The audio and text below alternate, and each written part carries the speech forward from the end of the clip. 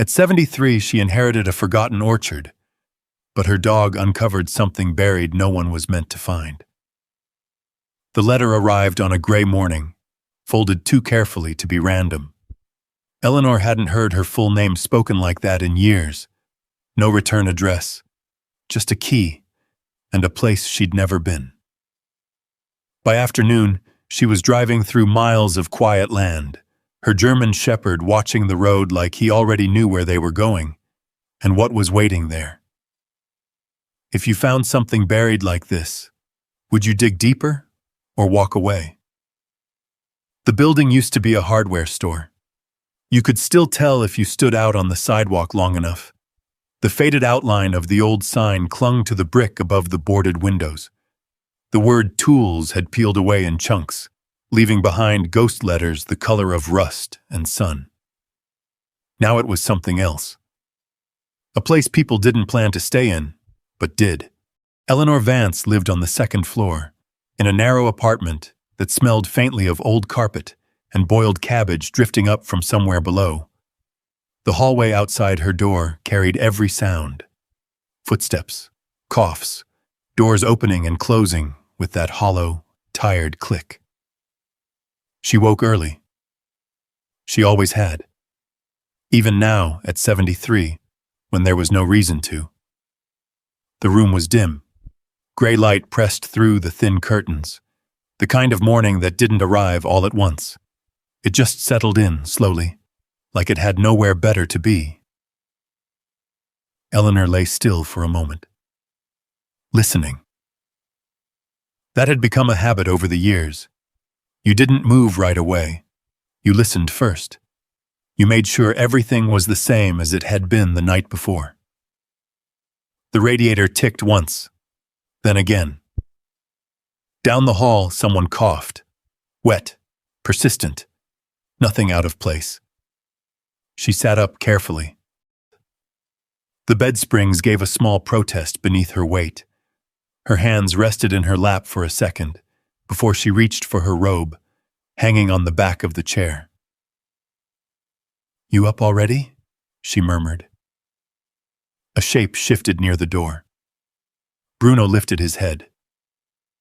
He had been lying there all night. He always chose that spot, just inside the doorway, where he could see everything that came and went. His ears twitched once, catching a sound Eleanor hadn't noticed. Then he stood, slow but steady, his joints stiff in the morning, just like hers. "Yeah," she said softly. "I figured." He came to her without being called. Large, solid, still strong in the shoulders, though there was gray creeping into the fur around his muzzle now.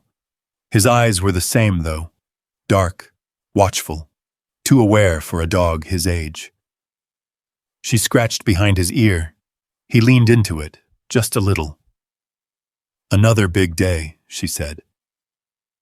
It was a joke she made every morning. Neither of them believed it. The kitchen was 3 steps from the bed. Eleanor filled the kettle, set it on the small electric burner, and waited. The radio on the counter crackled when she turned it on. It took a few seconds to find a station that wasn't swallowed by static. A voice came through, distant, talking about weather somewhere else. She didn't change it. The coffee was instant. It always was. She stirred it slowly, watching the powder dissolve into something that looked like coffee but didn't quite smell like it anymore. Not the way it used to, years ago when mornings had meant something different. She carried the cup to the window. The glass was cracked in one corner, a thin fracture that spread like a vein across the surface. It had been there when she moved in. No one had fixed it. No one was going to. Outside, the street moved in small, quiet ways. A man in a heavy coat walked past with his head down. A delivery truck idled at the corner, engine rumbling low. The river sat just beyond the buildings, gray and wide and moving in that slow, patient way it always had. Eleanor watched it all without really seeing any of it. Her phone sat on the small table behind her. It hadn't rung in days. Maybe longer. She didn't check anymore. At some point, you stopped expecting it. That was the truth of it. Not all at once, not in a single moment you could point to. It happened quietly, the way everything seemed to happen now. First, the calls came less often. Then they came with excuses. Then they stopped coming at all. Her children had lives. That's what she told herself. They had families, jobs, places to be. She didn't blame them. She just adjusted. Bruno moved to the window beside her. He didn't look outside the way she did. He looked at reflections, shadows, the faint movement of something passing behind them in the hallway. His ears flicked again. "You hear everything, don't you?" she said. His tail gave one slow sweep against the floor. There was a knock. Sharp. Not loud, but deliberate. Bruno froze. His body shifted forward, weight settling through his front legs. Not aggressive. Not yet. Just alert. Ready. Eleanor turned. The sound echoed again in her mind more than in the room. It wasn't the kind of knock people used here. Not the hesitant tap of a neighbor. Not the impatient pounding of someone who'd lost their keys. This was measured. She set the cup down. "Easy," she said quietly. Bruno didn't move from her side as she crossed the room. His shoulder brushed her leg once, steadying her more than she would ever admit. She opened the door halfway. A man stood in the hallway, mid-30s maybe, clean jacket, clipboard in one hand, a small electronic pad in the other. He looked slightly out of place, like he had taken a wrong turn and ended up somewhere he hadn't meant to be. "Ms. Eleanor Vance?" he asked. She didn't answer right away. It had been a long time since anyone had used her full name like that. Not Mrs., not Mom, not just Eleanor. Eleanor Vance. "Yes," she said. "I have a certified letter for you. I'll need a signature." He held out the pad. Bruno stepped forward. Not aggressive, but closer. Close enough that the man noticed. "That's all right," the man said quickly. "He's fine." Eleanor took the pen. Her hand was steady as she signed. It surprised her a little. The envelope was thicker than she expected. Heavy. Her name was written across the front in neat, careful handwriting. Not printed. Written. Every letter precise, every line deliberate. She stared at it for a second longer than necessary. "Have a good day," the man said. She nodded, already distracted. The door closed. The lock clicked. The apartment was quiet again. Eleanor stood there with the envelope in her hands. Bruno came closer, his nose lifting slightly, as if catching a scent that wasn't there before. He circled once, then sat beside her, eyes fixed on the paper. "You smell something?" she murmured. He didn't move. She turned the envelope over, ran her thumb along the edge. There was no return address she recognized, just her name. Written like someone had taken their time with it. Written like it mattered. Eleanor didn't open it. Not yet. She carried it to the table and set it down beside her untouched coffee. The radio crackled on in the background, the voice still talking about weather in a place far away. Bruno didn't lie down again. He stayed sitting, watching the envelope, as if it had walked in on its own. Eleanor stood there a long moment, her hand still resting lightly on the back of the chair. The room had gone quieter somehow, even with the radio still murmuring in the corner. The voice drifted in and out, swallowed by static, like it wasn't meant to be heard. Bruno didn't move. His eyes stayed on the envelope. That alone was enough to make Eleanor uneasy. "You've seen mail before," she said, her voice low, almost apologetic. "What's so special about this one?" The dog's ears twitched once, nothing more. Eleanor pulled the chair out and sat down slowly. The wood legs scraped faintly against the floor. She wrapped both hands around the envelope, feeling its weight again. Heavier than it should be. Thicker. Important, maybe. Or pretending to be. She ran her finger under the flap, hesitated, then stopped. Her eyes drifted to the window for a second, as if checking the street again, though nothing had changed. Then she opened it. The paper inside was crisp. Too crisp. Not something that had been sitting forgotten in a drawer for years. This had been prepared. Recently. She unfolded the first sheet. Legal language. Formal. Precise. Her eyes moved slower than they used to, but they still caught what mattered. Inheritance. Property, estate. Her name again. Eleanor Vance. She frowned. Now wait a minute. She adjusted her glasses and leaned closer to the light. A second document slid out onto the table, then a third. At the bottom of the envelope, wrapped carefully in a piece of soft cloth, something small shifted. Bruno stood, just like that. No hesitation this time. He stepped closer, his nose lowering toward the table, not touching, just hovering, as if whatever scent lingered there wasn't meant to be disturbed. Eleanor reached past him and picked up the cloth. Inside was a key. Not decorative, not polished.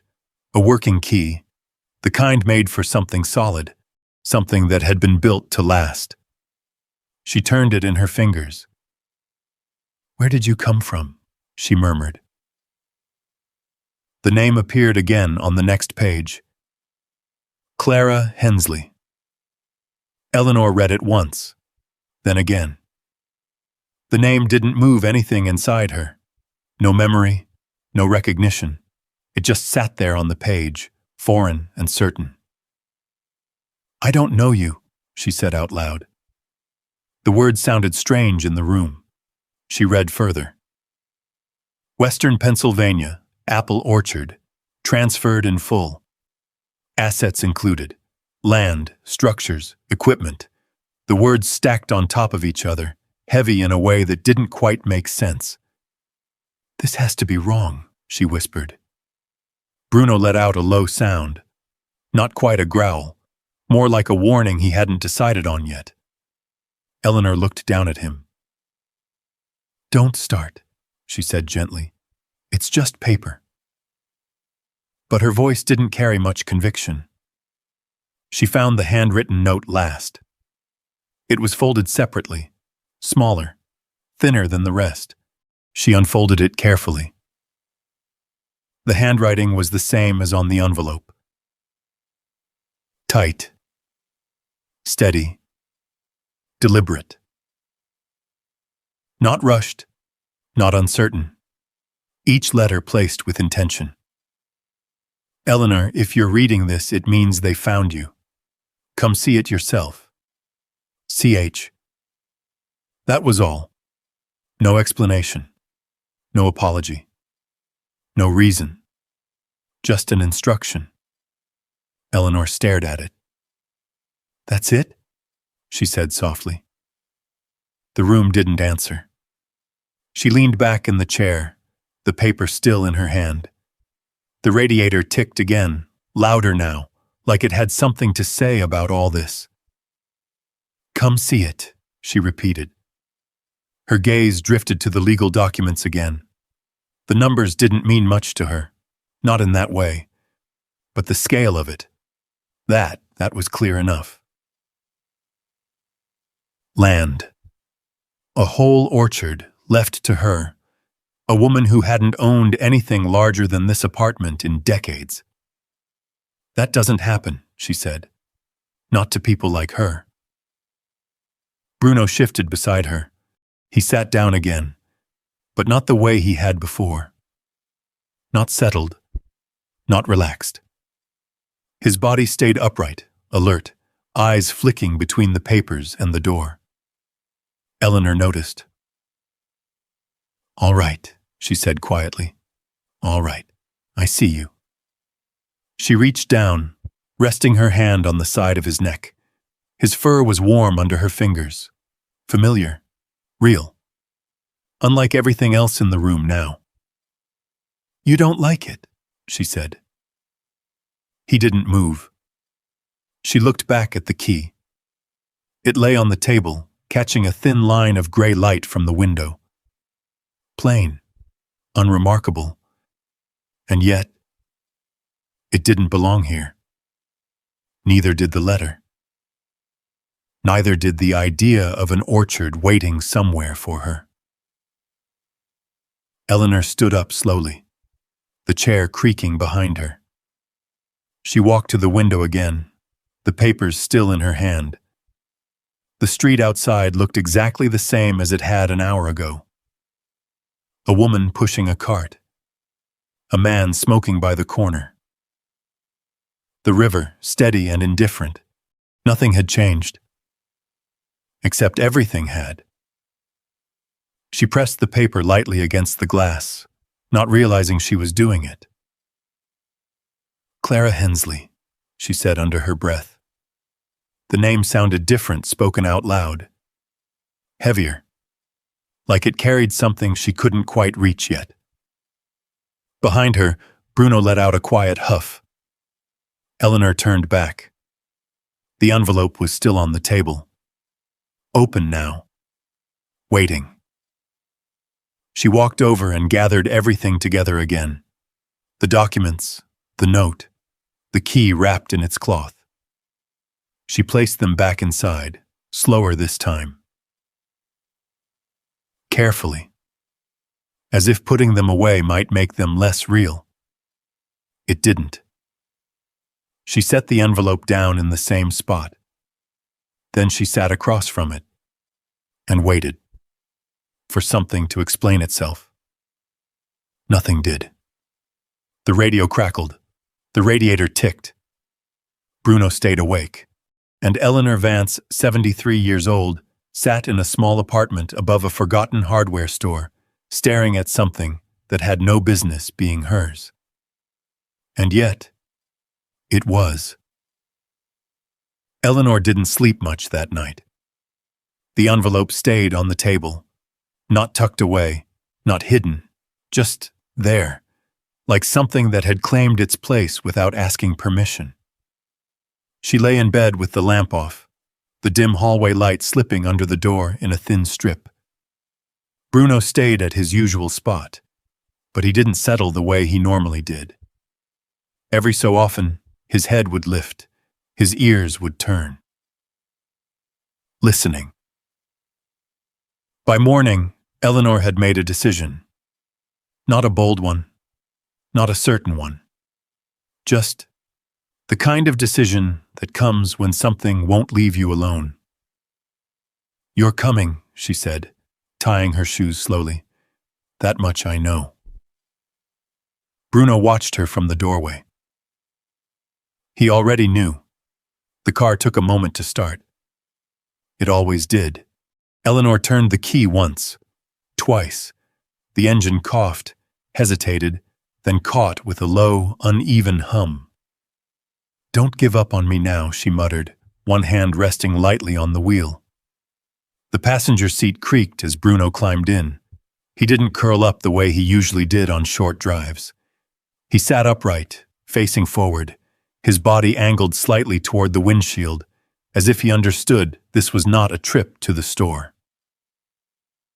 Eleanor glanced at him. "You don't even know where we're going." His ears flicked once.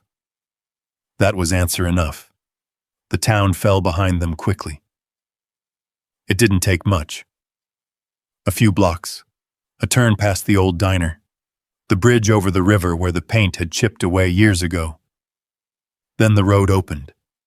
the kind of road that stretched out ahead without offering much in return. Gray sky, bare trees, patches of early frost still clinging to the edges of fields. Eleanor drove with both hands on the wheel. Careful, measured. She hadn't driven this far in years. The radio stayed off this time. The silence felt more honest. They passed through small towns that looked like they had been paused in place. Closed storefronts, empty lots, a gas station with one pump still working and the other taped off. Eleanor didn't stop. She kept going. Every mile made the envelope feel heavier somehow, even though it sat folded in her purse on the passenger side floor. Every mile made turning back a little less likely.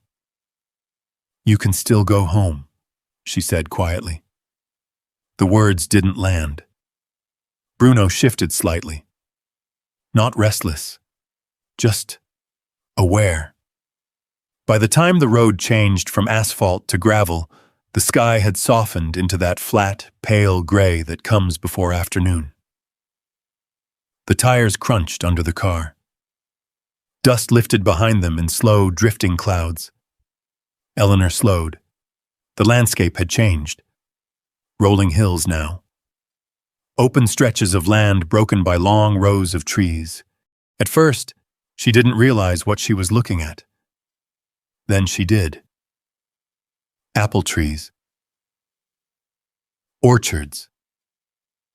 Not neat, not perfectly kept, but still standing, still growing, still there. She pulled the car to a stop. Not because she had to, because something in her needed a moment. "Well," she said under her breath. The orchard stretched farther than she expected, rows bending gently with the shape of the land, some trees heavy with uneven fruit, others thinner, branches bare in places, as if they had been left behind in the work of being cared for. It wasn't dead. That surprised her. It was waiting. Bruno leaned forward slightly, nose lifting. The air had changed. She noticed it too. Faint, sweet. Apples. Not the kind from a store, not polished or perfect, the kind that had fallen and softened and started to turn, giving off that quiet, earthy sweetness. Eleanor started the car again. Drove forward slow. The gravel road curved along the edge of the orchard, dipping slightly before rising again toward a cluster of buildings. A farmhouse, white once though the paint had weathered, a barn off to one side, a smaller shed leaning slightly, like it had decided not to stand up quite as straight anymore, and someone standing on the porch. Waiting. Eleanor felt her grip tighten on the wheel. "Well, that's not nothing," she said. The car came to a stop at the base of the porch steps. The engine idled for a second longer than necessary before she turned it off. Silence settled. Not empty. Just different. The man didn't move right away. He stood with his hands in his jacket pockets, watching her the way you watch something you've been expecting, but aren't entirely sure about. Tall. Lean. The kind of lean that comes from years of work, not from trying.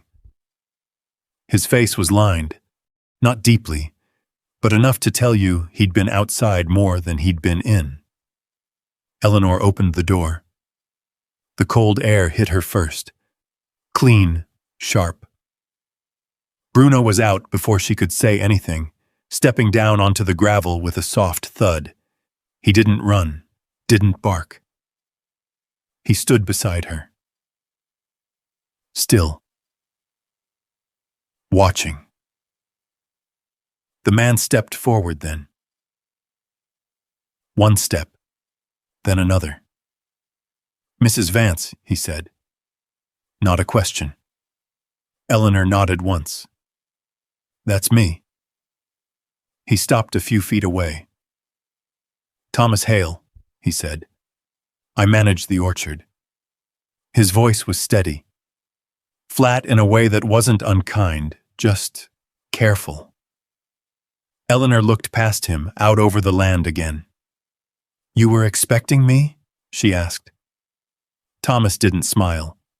Didn't hesitate either. Figured you'd come eventually, he said. Eventually. The word settled between them. Eleanor let out a small breath. Well, she said, here I am. Bruno shifted beside her. Not forward, not back. Just enough to place himself between Eleanor and the man without making it obvious. Thomas noticed. His eyes dropped briefly to the dog, then back to her. Good animal, he said. Eleanor glanced down. Best I've got. Thomas gave a single nod. Then you brought the right one. For a moment, no one moved. The wind picked up slightly, moving through the rows of trees behind them. Leaves turned, branches whispered. Eleanor looked at the house again, at the orchard, at the man who had been waiting. And for the first time since opening the envelope, the feeling shifted. Not confusion. Not quite. Something closer to unease, like stepping into a place that already knew more about you than you knew about it. Thomas turned toward the porch. Come on, he said. No sense standing out here. Eleanor didn't move right away. She took one more look at the rows stretching out beyond the house. Then we followed. Bruno stayed close. Closer than usual, as if whatever had been waiting here had noticed them too. The screen door opened with a soft, worn creak. Thomas held it just long enough for Eleanor to step through. Bruno followed without being told, his nails clicking lightly against the wood floor as they entered. The air inside was warmer. Not by much, but enough to feel it settle into her bones. It smelled different. Eleanor paused just inside the doorway. Wood, dust, and something faint beneath it all. Sweet. Apples. Not fresh cut, not sharp, softer than that. The kind of smell that lingers after something has been sitting for days in a bowl by a window. She hadn't smelled anything like it in years. Go on, Thomas said from behind her. You can look around. She nodded once, didn't answer. The room opened into a wide living space. The floors were old, worn in the center where people had walked the same paths over and over again. A stone fireplace sat against the far wall, cold now, but built solid. Above it, a long wooden mantel held photographs. Eleanor's eyes moved across them without meaning to. Faces. Dozens of them. Some black and white. Some faded color. People standing in fields, on porches, beside trees that looked younger than. She took a step closer. Bruno didn't. He stayed near the door at first. Watching. Then, slowly, he began to move, not casually, purposefully. He walked along the edge of the room, nose low, pausing at corners, at the baseboards, near the legs of a chair. Once he stopped near the far wall and stood still long enough that Eleanor noticed. "What is it?" she asked quietly. He didn't answer, of course. Just gave a small breath through his nose and moved on. Eleanor turned back to the photographs. There was something about them. Not familiar in the way of recognition, but close, like trying to remember a name that sits just out of reach. She leaned in slightly. One photo caught her eye. A woman standing in front of the same house, though the paint was brighter then, her hair pulled back, her face steady, not smiling exactly, but not unhappy either.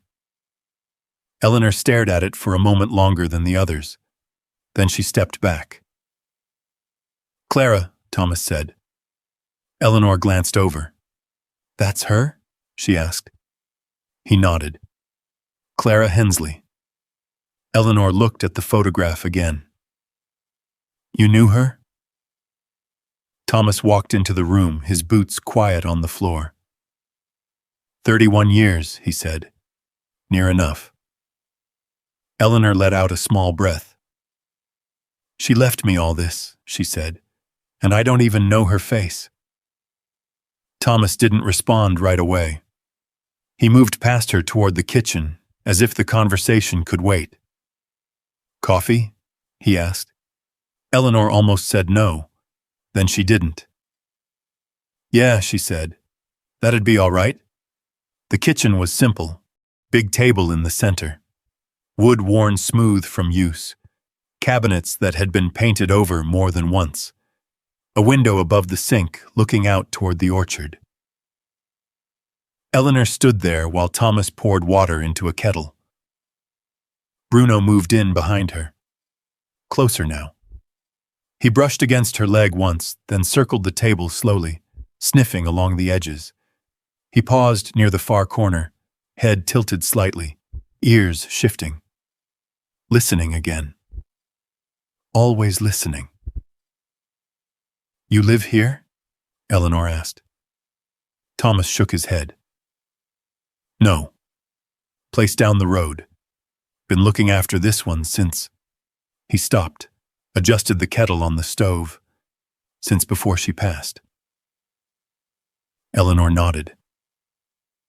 "How long's it been?" 6 months. The number settled in the room. Not recent. Not old. Long enough for things to start changing. Eleanor leaned her hand against the back of the chair. "And it's just been... sitting." "Not sitting," Thomas said. "Running. Best it can." He glanced out the window. Orchard doesn't wait for anyone.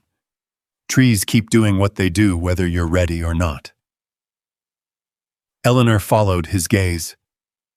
The rows stretched out beyond the glass, uneven in places, some fuller than others. "Doesn't look like it's doing too well," she said. Thomas gave a small nod. "It isn't." The kettle began to hum, low at first, then louder. Eleanor turned back toward the living room. Her eyes moved again over the furniture, the corners, the way everything seemed placed with intention, even if time had softened the edges. Bruno walked ahead of her this time. He didn't wait. He moved down the short hallway off the main room, disappearing briefly from view. "Bruno," she called. No response. She stepped after him. The hallway was narrow. 3 doors, one open, one closed, one halfway. Bruno stood near the closed one. Still.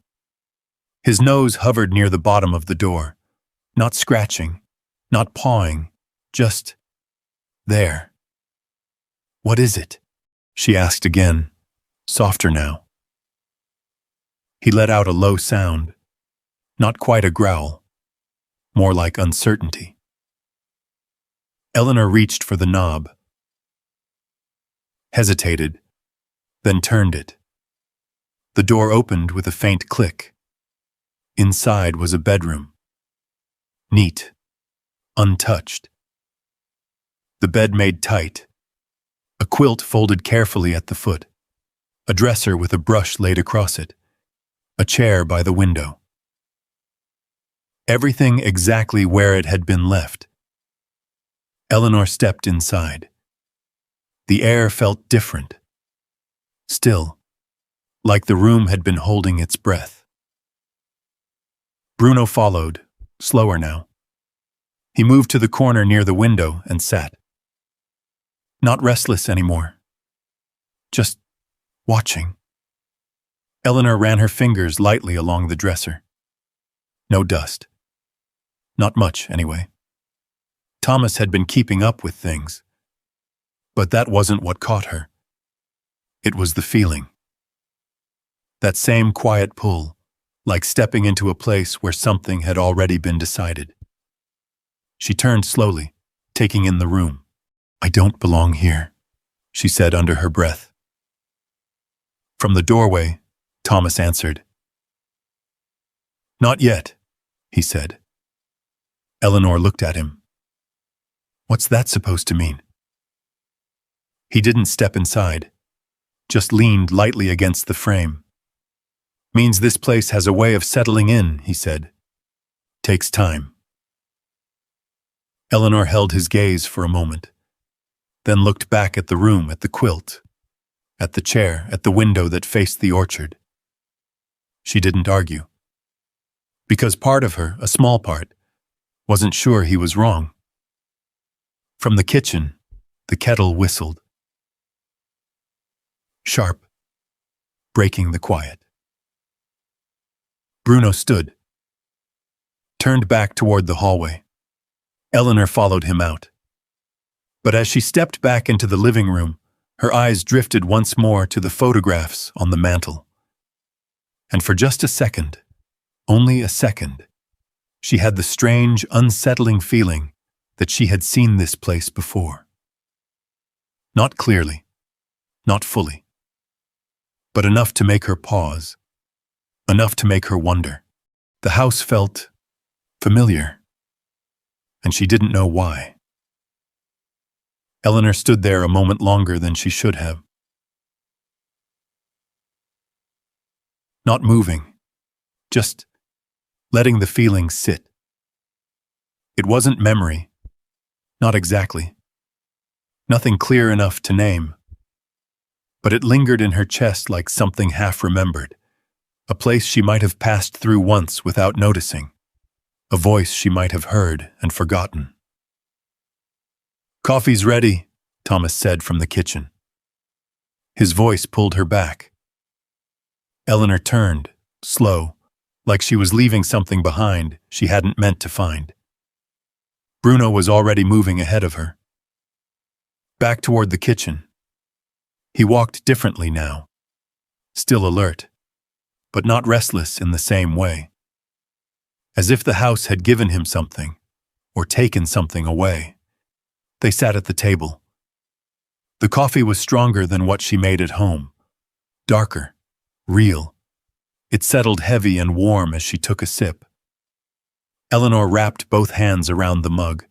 "I still don't understand it," she said. Thomas leaned back slightly in his chair. "Not much to understand yet," he replied. "She left me everything," Eleanor said, "and I don't even know who she was." Thomas nodded once. "That's true." Eleanor waited, but he didn't say more. "You're not curious?" she asked. "I am," he said. "That's it?" He looked at her then. Really looked this time. "Curiosity doesn't change what's written down," he said. "Paper says it's yours. That's where we start." Eleanor let out a small breath. "That's not much of a start." "No," Thomas agreed, "but it's a real one." Before she could answer, the sound came. An engine. Low at first, then closer. Gravel shifting. Eleanor's head turned toward the window. Bruno's did too. Faster. His body went still. Not uncertain this time. Certain. The vehicle came into view slowly, rolling up the same gravel road Eleanor had taken not long ago. Black, clean, out of place. It didn't belong to the land. It didn't belong to the house. It didn't belong here. "Well," Thomas said quietly, "that didn't take long." Eleanor set her mug down. "Who is that?" Thomas didn't answer right away. He stood, wiped his hands once on a cloth by the sink. Then he moved toward the door. "You'll see," he said. The door opened again. Cold air slipped inside. Eleanor stepped out onto the porch, Bruno at her side. The SUV had stopped just short of the steps. The engine went quiet. A moment passed. Then the driver's door opened. A woman stepped out. Mid-50s, maybe. Tall, composed. Everything about her was deliberate. Her coat was dark and tailored, clean despite the dust of the road. Her boots didn't sink into the gravel the way Eleanor's had. Even her hair, blonde, precise, seemed untouched by the wind. She closed the door without looking back. Then she looked straight at Eleanor. Not curious, not surprised. Measured. "Mrs. Vance," she said. Her voice carried easily across the distance. Eleanor didn't step forward. "Yeah," she said. "That's me." The woman approached, steady, confident, like she had walked this path many times before. "Lydia Mercer," she said. "I own Mercer Agricultural Holdings." Eleanor didn't react. The name didn't land, but the tone did.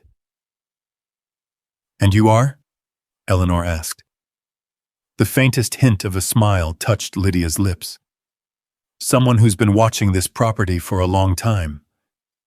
Thomas shifted slightly behind Eleanor. Not stepping in, but not stepping away either. Lydia stopped a few feet from the porch. Her eyes moved briefly to Bruno. He had stepped forward, not barking, not lunging, but standing square between Eleanor and the woman. Still, solid, watching. Lydia noticed. Of course she did. "Beautiful dog," she said. Eleanor didn't answer. Bruno didn't move. The moment stretched. Then Lydia continued. "I'll be direct," she said. "You've inherited something complicated." Eleanor folded her arms. "I've noticed." "This orchard," Lydia said, glancing past her toward the rows beyond the house, "has been in decline for years. Mismanaged, underfunded, held together by habit more than anything else." Thomas didn't respond. Eleanor didn't look at him. She kept her eyes on Lydia. "And," she said. Lydia stepped a little closer. Not too close. Just enough. "I'm offering you a solution," she said. Eleanor felt something tighten in her chest. "Solution to what?" "To a problem you didn't ask for," Lydia replied. "You have no experience running an operation like this. No infrastructure. No reason to take on the burden."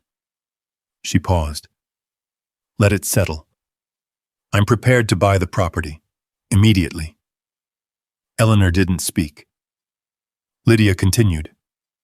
"Cash, clean, fast. You walk away with more than enough to live comfortably. No obligations, no risks." The words hung in the air. Simple, clear, tempting. Eleanor glanced at the house behind her, at the worn wood, at the quiet. Then out toward the orchard. Rows stretching farther than she could manage. "I just got here," she said. Lydia nodded slightly. Exactly. That word again. Like everything was already decided. Bruno shifted. A low sound built in his chest. Not loud, but undeniable. Lydia's eyes dropped to him again. He didn't break his stare. "Easy," Eleanor murmured, placing a hand lightly against his shoulder. But she didn't pull him back. Lydia straightened. "I'm not here to pressure you," she said. It sounded practiced. "I'm here to give you an option before things become difficult." Eleanor met her gaze. What kind of difficult? Lydia's smile didn't reach her eyes, the kind that comes with aging equipment, unstable contracts, and a workforce that doesn't know who it answers to anymore. Silence. Wind moved lightly through the trees behind them. Bruno didn't move. Neither did Eleanor. "I'll give you a few days," Lydia said. "Think it over." She turned without waiting for a response, walked back to the SUV, opened the door, paused, then glanced back once. "Most people in your position don't wait too long," she said. Then she got in. The engine started. Gravel shifted again as the vehicle turned and moved back down the road. The sound faded, until it was gone. No one spoke for a moment. Eleanor stood on the porch, her arms still folded. Bruno stayed close, closer than before. Thomas let out a quiet breath. "She's been trying to buy this place for years," he said. Eleanor didn't look at him. "I figured." "She doesn't usually come in person," he added. That made Eleanor turn. "What does that mean?" Thomas looked down the road where the SUV had disappeared. "It means you matter more than you think," he said. Eleanor didn't answer. She watched the empty road.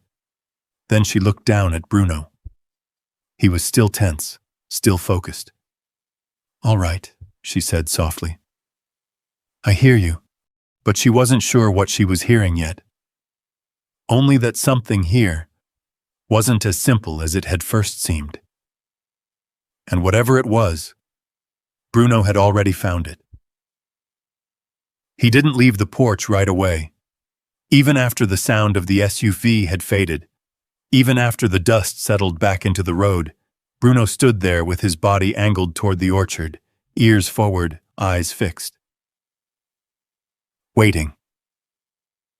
Eleanor watched him. "You're not done, are you?"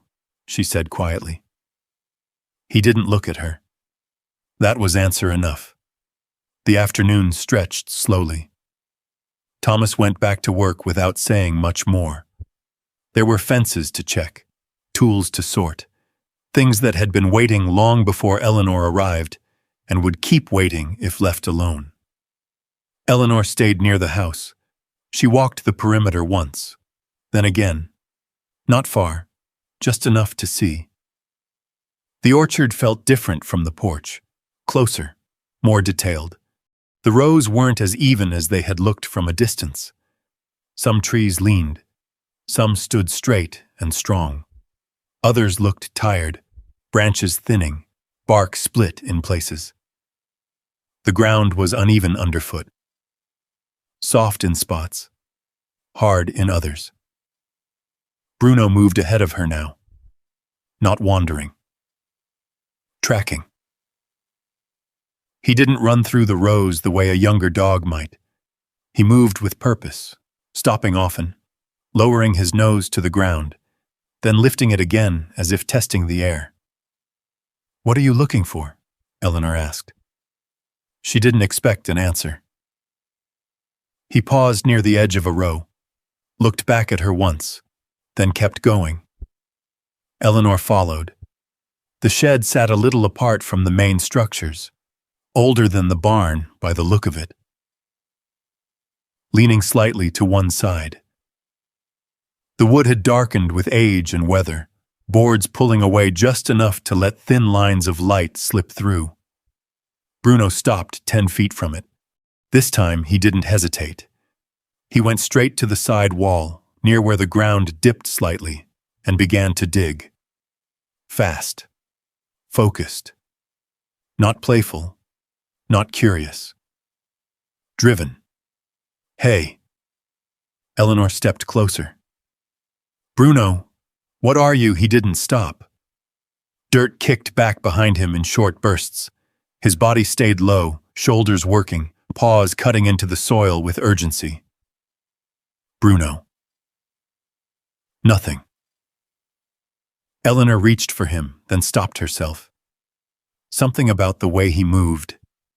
This wasn't nothing. She stepped back instead. Watched. The hole deepened. Only a few inches at first.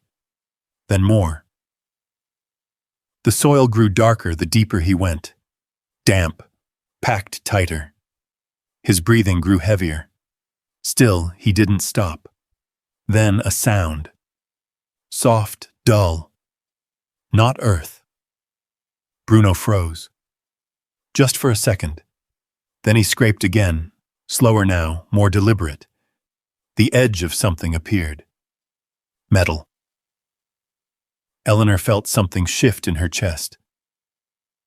"All right," she said quietly. "All right, hold on." She knelt beside him, brushing dirt away with her hands.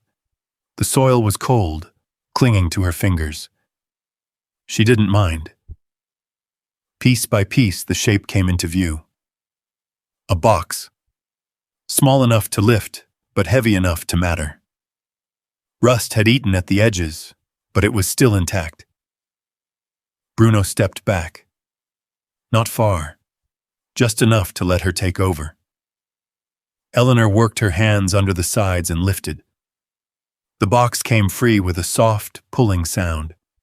She set it down on the ground, sat back on her heels, looked at it. This was buried, she said under her breath. Not dropped, not forgotten. Buried. Bruno stood beside her, watching.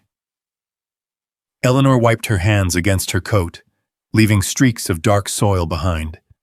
Then she reached for the lid. It resisted at first, then gave, with a quiet, rusted click. Inside, paper, folded, stacked, wrapped in cloth that had once been white. Eleanor hesitated, then lifted the top layer. Letters. Handwritten, not recent. The paper had softened with time, edges worn, ink slightly faded but still legible. She unfolded one carefully. The handwriting was familiar. Tight, deliberate. The same as the note. Clara Hensley. Eleanor's eyes moved slowly across the page. Names, numbers, dates, references to shipments, sales, adjustments that didn't quite match. She frowned. "This isn't," she murmured. "Not personal, not sentimental. Records."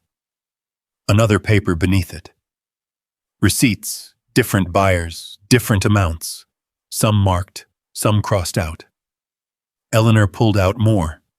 The deeper she went, the clearer it became. This wasn't just paperwork. It was something kept, something saved, something someone didn't want to lose. "Thomas!" she called, louder now. Her voice carried across the rows. A moment passed, then footsteps. Thomas appeared between the trees, walking steady but quicker than before. "What is it?" he asked. Eleanor didn't stand. She just turned the box slightly so he could see. He stopped a few feet away, looked down. Didn't speak. "You know about this?" she asked. Thomas shook his head slowly, no. Eleanor held up one of the papers. "These don't match what you said earlier," she said. "About the orchard. About how it's been running." Thomas stepped closer, took the paper. "Read." His jaw tightened slightly. "That's not right," he said. "That's what I thought." Silence settled between them. Bruno sat beside the hole, his work done, watching, waiting. Eleanor looked back at the box, then out across the orchard. The rows seemed different now. Not just trees, not just land, something else, something layered beneath it all. "She left me this," Eleanor said quietly. Thomas didn't argue. "Looks like it," he replied. Eleanor folded the paper back carefully, placed it inside the box, closed the lid. Her hands rested on top of it for a moment. "I thought this was a mistake," she said. Thomas looked at her. "Maybe it still is," he said. Eleanor shook her head. "No." She glanced at Bruno, then back at the ground where the box had been buried. "Not like this." The wind moved through the orchard again. Branches shifted, leaves turned. And for the first time since she arrived, Eleanor didn't feel like she was standing at the edge of something uncertain. She felt like she had just stepped into the middle of it, and there was no easy way back out. The box stayed on the kitchen table that night. Eleanor didn't move it, didn't hide it, didn't open it again either. It sat there between her and everything else like a quiet statement she wasn't ready to answer. Thomas had gone back to his place before dark. He hadn't said much when he left. Just a nod, a quiet lock-up behind you, and then he was gone down the road, his truck lights fading into the trees. The house had settled again. Different now. Eleanor sat at the table with a lamp on, the rest of the room in shadow.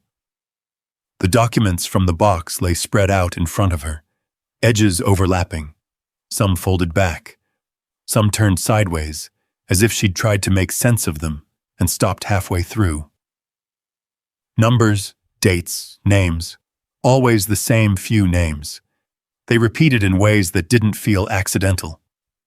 She tapped one with her finger, then another, then leaned back in her chair.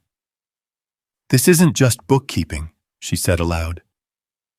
Bruno lay nearby, not asleep, not relaxed. His head rested on his paws, but his eyes were open, watching her, watching the room, watching something she couldn't see. Eleanor picked up one of the receipts again. The ink had faded slightly, but not enough to hide what mattered.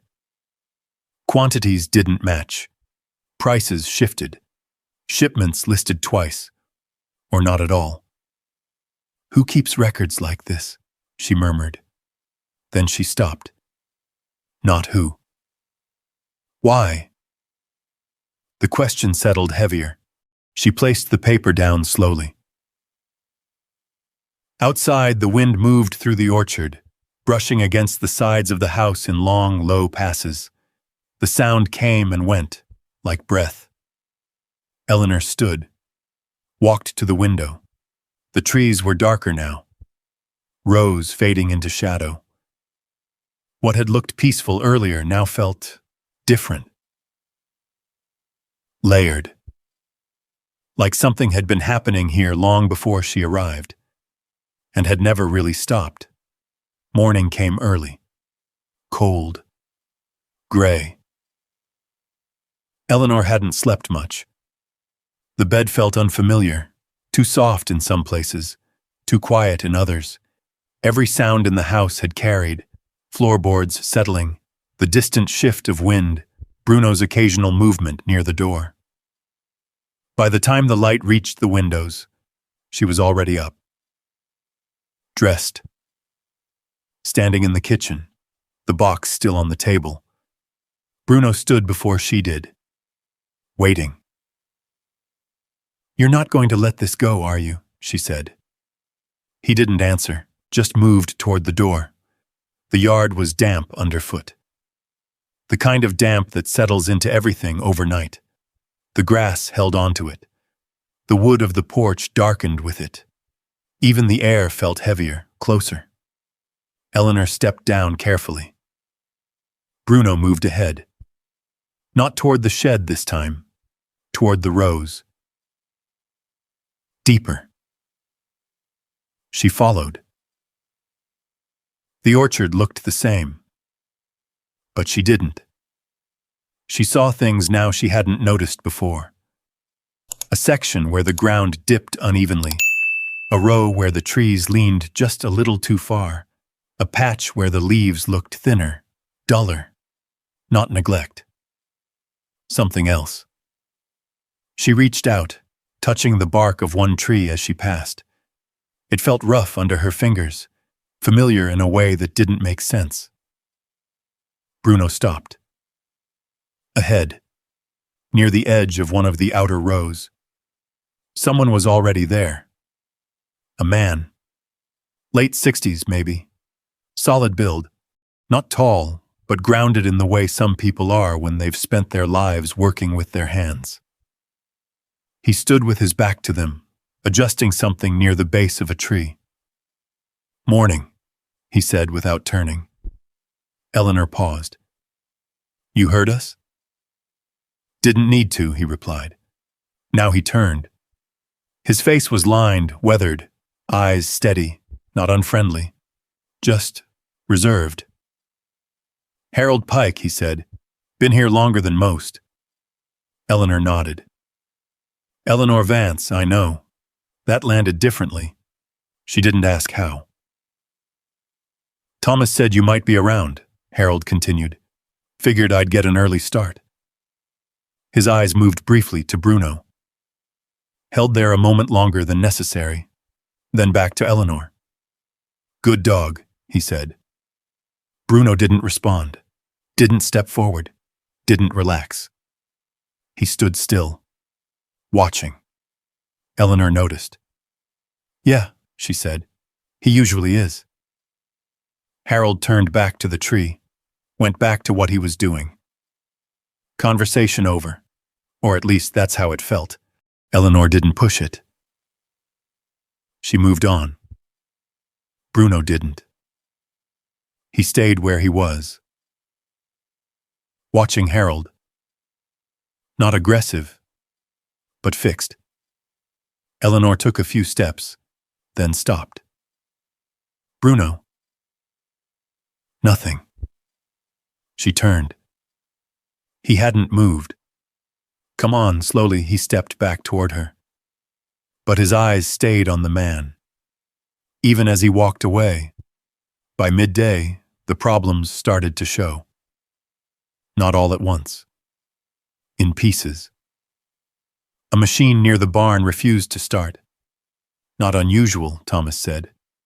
Old equipment. But when he opened it up, he frowned. "That's odd," he muttered. "What is?" Eleanor asked. "Shouldn't be worn like that," he said. "Not this fast." He didn't say more, but he didn't look convinced. Later, a call came in. Short. Quiet. Thomas took it outside. When he came back in, his expression had shifted. "What is it?" Eleanor asked. He wiped his hands on a cloth. "One of the buyers," he said, pulling out. "Just like that?" "Just like that." "Why?" Thomas hesitated. "Didn't say much.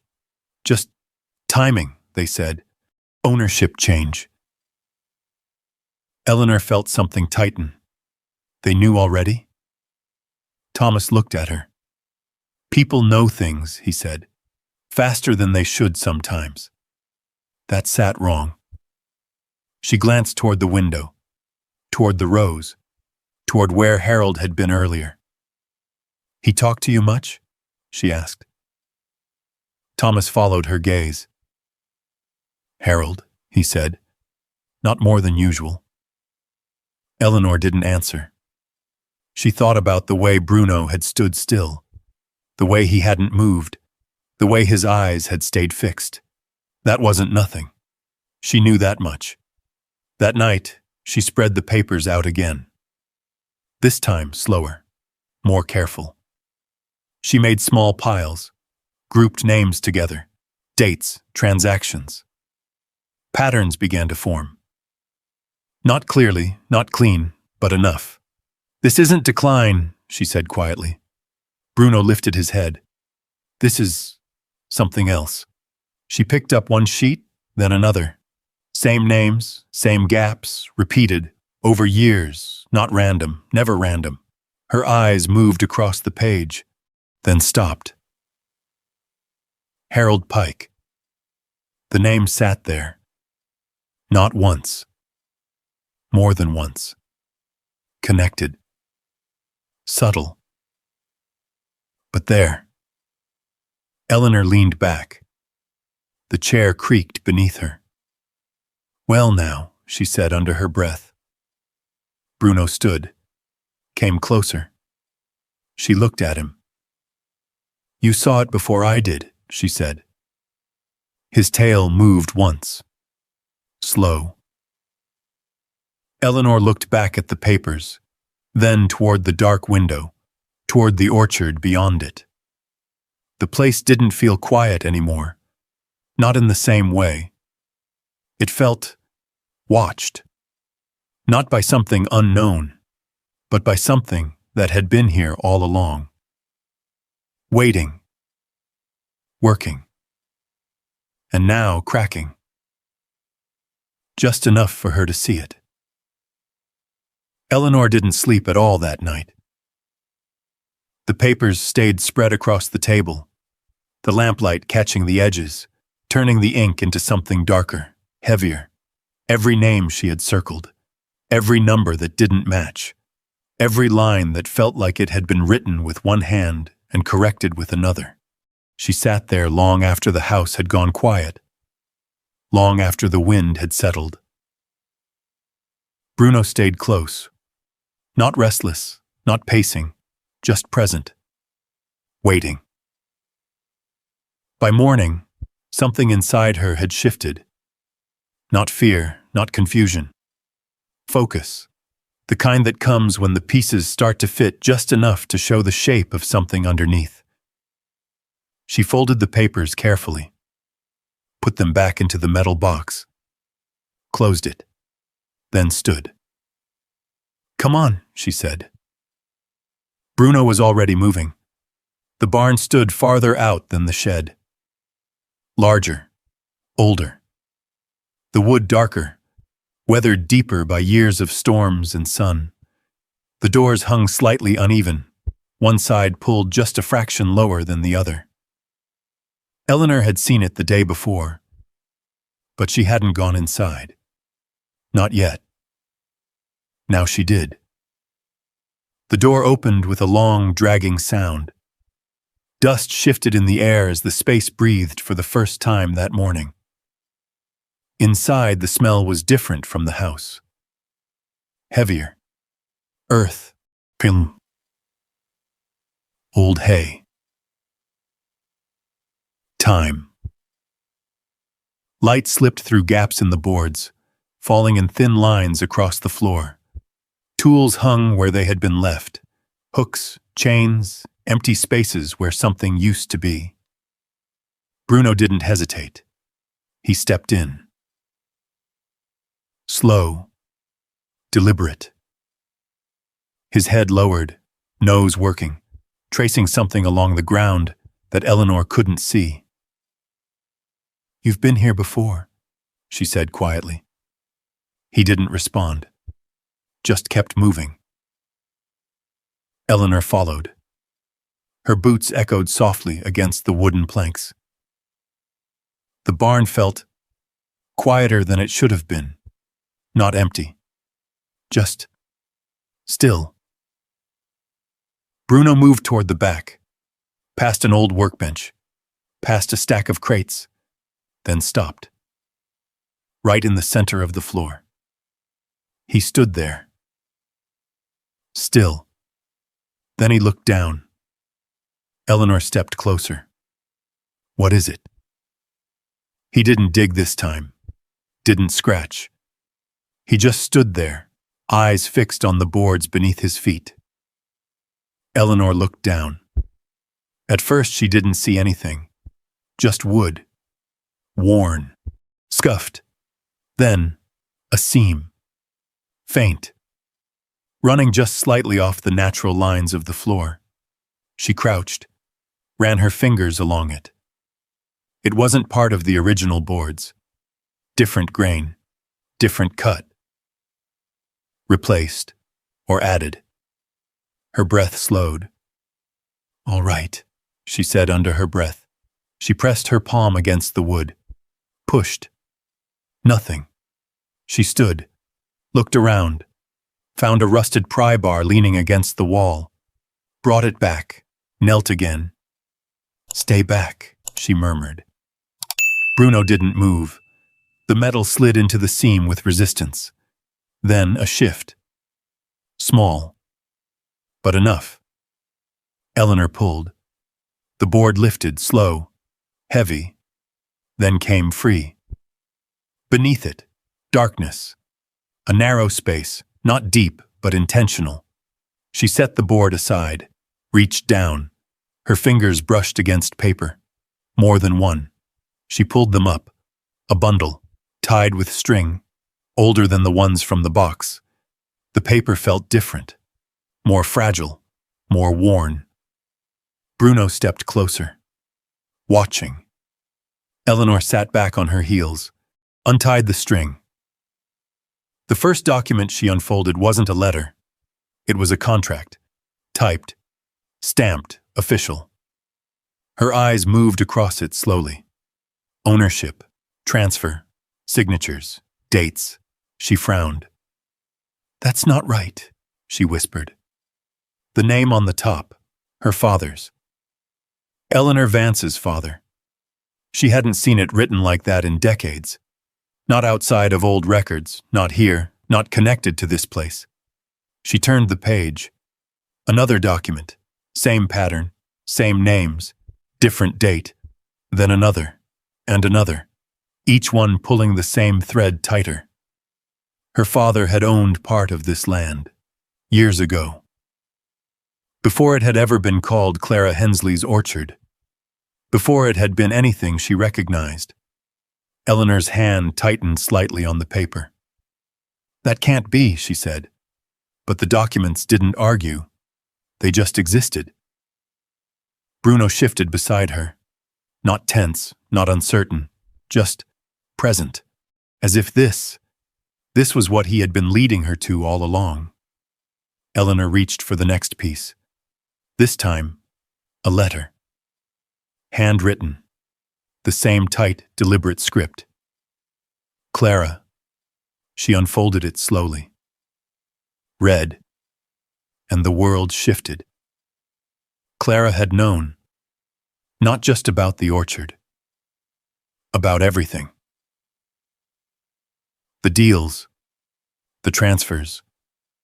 The way land had been moved quietly, piece by piece, undervalued, redirected, passed through hands that left no trace. And the betrayal. Not from outside, from within. Trusted names, trusted workers, people who had stayed close enough to know where the cracks were, close enough to widen them. Eleanor sat very still. The barn around her felt smaller now, the light sharper, the air thinner. She looked down at the documents again, then back at the name on the page. Her father. Connected to all of it. Not as a mistake, not by accident, by design. She swallowed. Hard.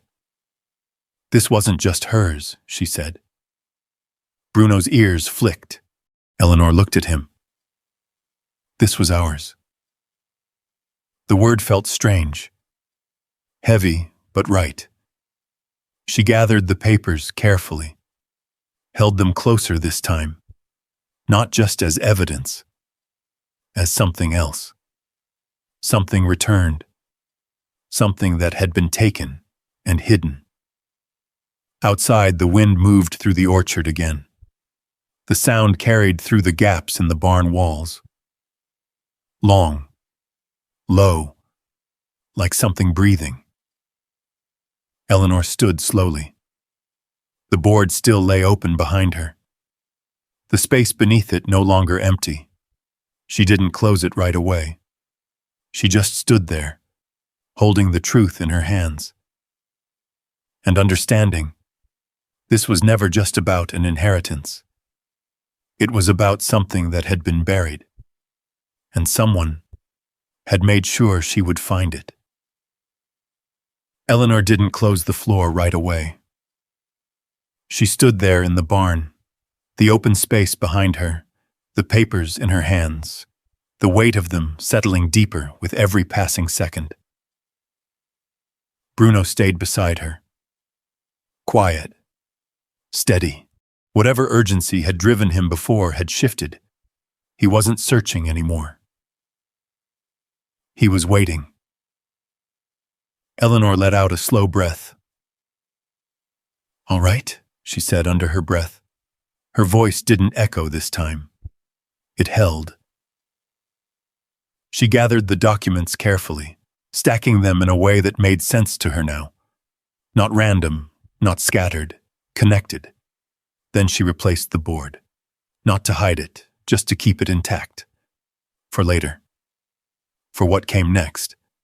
The meeting wasn't planned. But it happened anyway. By mid-morning, word had spread. Eleanor didn't know how. She hadn't told anyone. Thomas hadn't either. But people knew. They always did. Workers gathered near the equipment yard. Not formally, not all at once, but enough. Groups forming. Conversations stopping when Eleanor stepped into view. Thomas stood nearby. Watching. Not leading.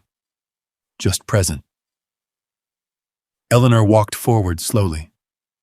Bruno at her side. Closer than ever. Her steps were steady. She didn't rush. Didn't hesitate. "Morning," she said. Her voice carried.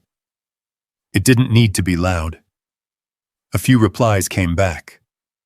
Uneven, uncertain. Eleanor nodded once. Then she stepped up onto the low platform near the barn. Just enough to be seen. Not enough to feel above anyone. She set the papers down in front of her. Flat. Visible. No hiding. No hesitation.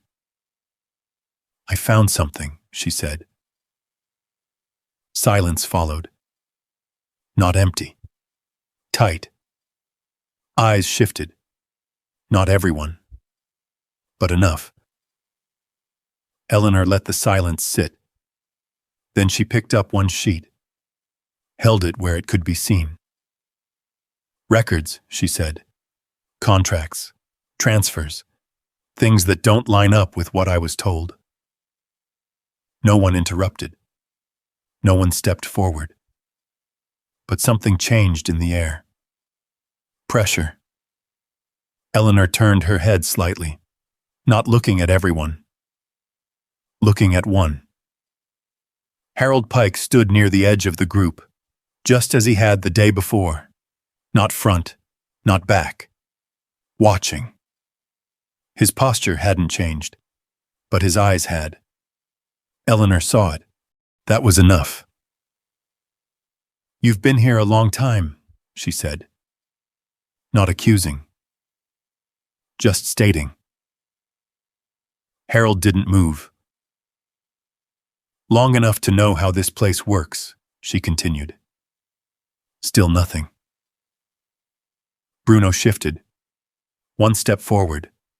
Not aggressive, but present. Unavoidable. Eleanor picked up another document. This one older. More worn. "My father's name is on this land," she said. That landed. Not loudly, but deeply. A few heads turned. A few brows tightened. Harold didn't react. Not outwardly. But his stillness sharpened. Eleanor stepped down from the platform. Slow. Measured. She didn't rush him. Didn't corner him. She just closed the distance. "Things were moved," she said quietly. Transferred. Quietly. Over time. Harold's gaze met hers now. Steady. Controlled. "You're new here," he said. His voice was calm. Even. "But you don't know everything." Eleanor nodded. "You're right," she said. Then she held up the papers. "But I know enough." Silence again. this time heavier. Harold glanced briefly at the documents, then back at her. "You think this changes something?" he asked. Eleanor didn't raise her voice, didn't step closer. She just stood there. "It already has," she said. That was the moment, not loud, not dramatic, but final. The balance shifted. Not completely, but enough. People saw it, felt it, stepped slightly away from Harold. Not openly, not obviously, just enough. Harold noticed. Of course he did. His jaw tightened. Just a fraction. Then he looked past Eleanor, toward the road. The same road Lydia Mercer had taken. Eleanor followed his gaze, just for a second. Then she looked back. "You knew," she said. Not a question. Harold didn't answer. He didn't need to. Eleanor let out a slow breath. "I'm not here to tear this place apart," she said. "I'm here because someone made sure I would be." She placed the papers back down. Flat. Between them. "I'm not leaving," she said. That was the line. Clear, simple, true. Bruno stood beside her. Still. Calm. The tension in him gone. Whatever he had sensed, whatever he had found, had come to the surface. Harold looked at her for a long moment. Then he stepped back. Not much, but enough. "I've got work to do," he said. His voice hadn't changed, but something under it had. He turned, walked away. No one followed. No one called after him. The space he left behind stayed open. Eleanor watched him go. Didn't speak. Didn't move. Not until he was out of sight. Then she turned back to the others. They were still there. Still watching. But differently now. Not uncertain. Not distant. Waiting. Eleanor nodded once. "That's all I've got for now," she said. No speech. No explanation. Just that. She stepped down. Bruno moved with her. The group slowly broke apart. Conversations returned. Quieter, but real. Thomas stepped closer. "You all right?" he asked. Eleanor looked out across the orchard. The trees, the rows, the land that had been carrying something hidden for years. "I am now," she said. And for the first time since she arrived, it felt like the truth. The days that followed didn't change all at once. They shifted low, like the land itself. Morning came the same way it always had. Light moving across the rows. Air carrying that faint, sweet scent of apples and earth. The house settling into the rhythm of someone living inside it again. But something underneath it all had steadied. Eleanor felt it. In the way people looked at her. In the way they didn't look away anymore. She didn't try to take control of everything. Didn't pretend to know more than she did. She asked questions. Listened. Walked the rows with Thomas in the early hours, her boots damp from the grass, Bruno moving ahead of them, slower now, calmer. "South side's still weak," Thomas said one morning, pointing across a stretch where the trees stood thinner. "Needs time. Maybe some work come spring." Eleanor nodded. "Then we give it time," she said. No rush, no forcing, just steady. They worked like that, day after day, not fixing everything, just tending. Bruno stayed close, always. But the tension that had once held his body tight had eased. He no longer watched every corner of the house like something might step out of it. Now he lay on the porch in the afternoons, head resting on his paws, eyes half closed but still aware. He followed Eleanor through the orchard without urgency. Whatever he had been searching for, he had found. Harold Pike didn't come back. No one said much about it. No accusations, no long conversations, just an absence, the kind that explains itself.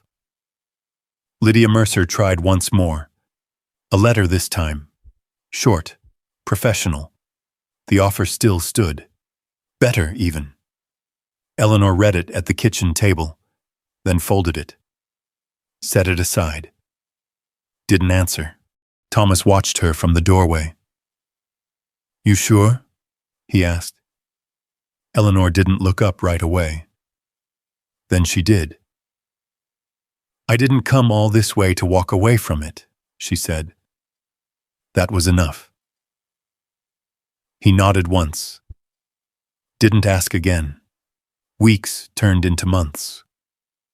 Winter softened, then broke. The orchard changed with it. Small things at first.